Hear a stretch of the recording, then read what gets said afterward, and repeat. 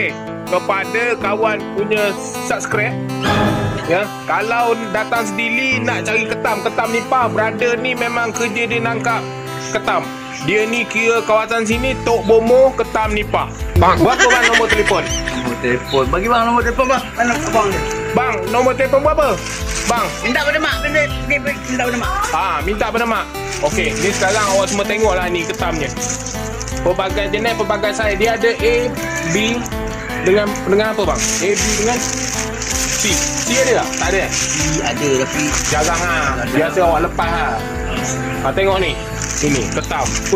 Ini kalau dia nyepek memang putus dah jari. Kalau siapa-siapa nak kodong jari bolehlah.